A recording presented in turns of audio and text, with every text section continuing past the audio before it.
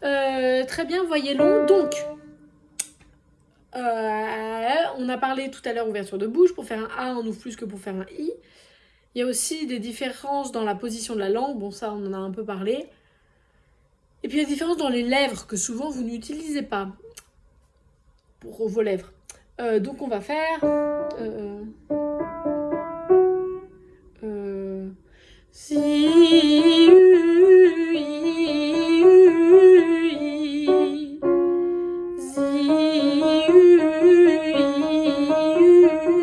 i. Entre un i et un u, j'ai pas grand chose à faire si ce n'est mes lèvres. Donc je ne fais pas zi. Ça, dans le chant lyrique, c'est vraiment un type de son qu'on va pas utiliser. Zi, a, ma. Ça fait pop, mais nous, cette tension-là, on n'en veut vraiment pas. Zi, zi, u, i.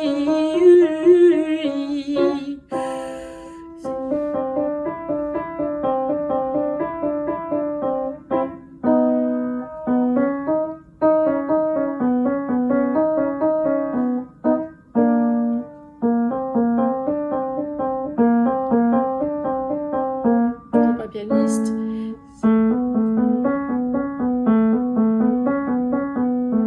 Et maintenant, on va faire zi, u, i, u, i.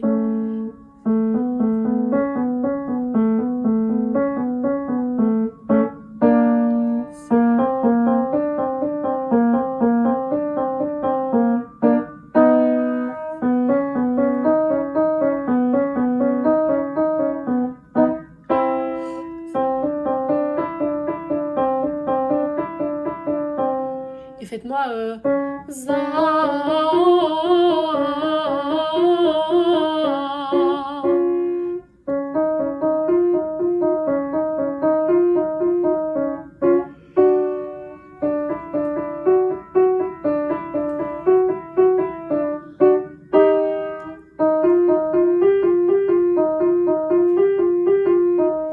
Super.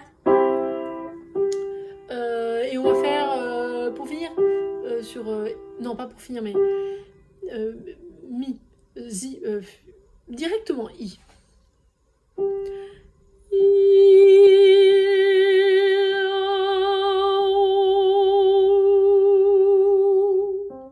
Donc, j'attaque mon i sans coup de glotte.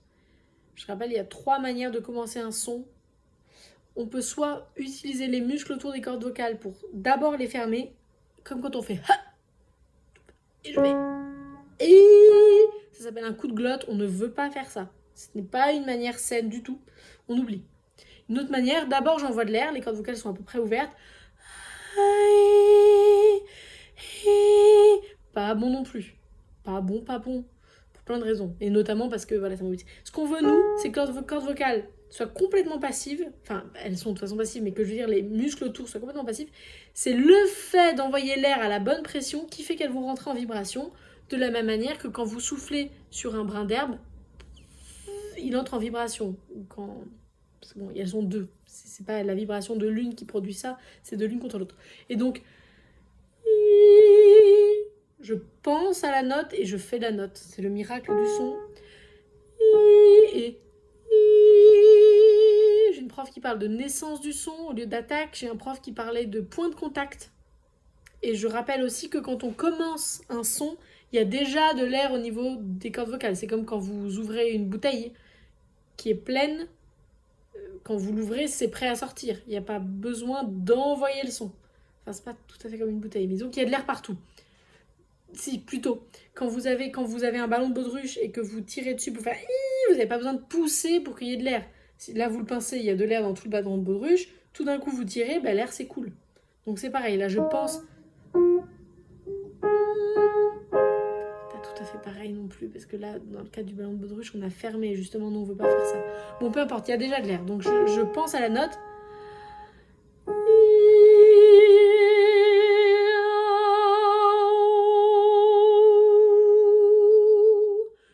Je vous laisse le faire seul. Prenez un clavier que vous téléchargez sur votre portable ou quoi. Vous prenez une note, un biton au-dessus. On fait qu'une note. mais je voulais le faire seul parce que j'aimerais bien que vous le fassiez à votre rythme. C'est-à-dire que je fais le minimum d'effort possible, mais quand même un effort pour passer du I au E.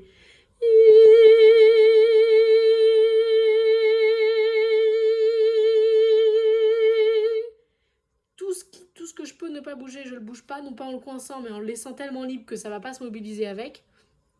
Et ce dont j'ai besoin, je le fais. Donc ça peut être long. Si vous n'arrivez pas à tout faire d'un coup, vous respirez.